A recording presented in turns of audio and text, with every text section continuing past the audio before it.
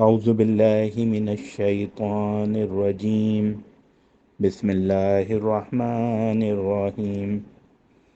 معزز سامعین، آج میں آپ سے درود شریف کی فضیلت و برکات کے حوالے سے بات کروں گا۔ درود شریف کی فضیلت و برکات اس قدر ہیں کہ تمام مشکلات اور مصائب کا حل اس کے ورد میں مضمر ہے۔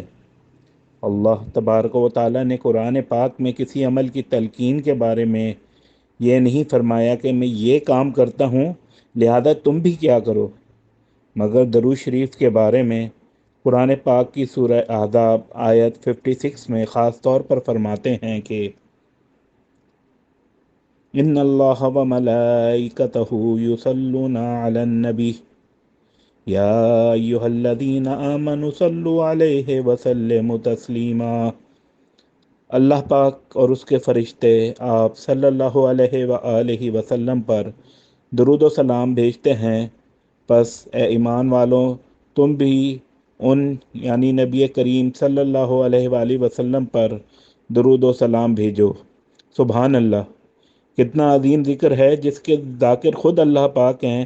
اس بات پر غور کریں تو یہ نتیجہ سامنے آتا ہے کہ درود شریف اللہ پاک کی بارگاہ میں قبول ہی قبول ہے۔ تو جس دعا کے اول و آخر درود شریف پڑھا جائے وہ دعا کیوں نہ قبول ہوگی۔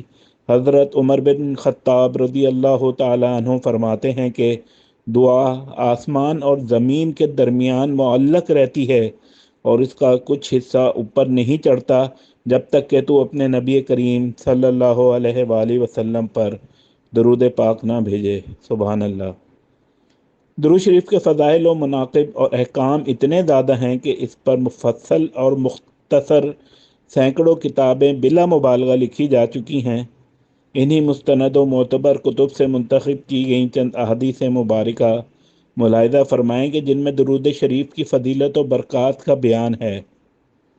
حضرت ابو طلحہ رضی اللہ تعالیٰ عنہ فرماتے ہیں کہ ایک دن حضور نبی کریم صلی اللہ علیہ وآلہ وسلم خوش و خرم تشریف لا رہے تھے۔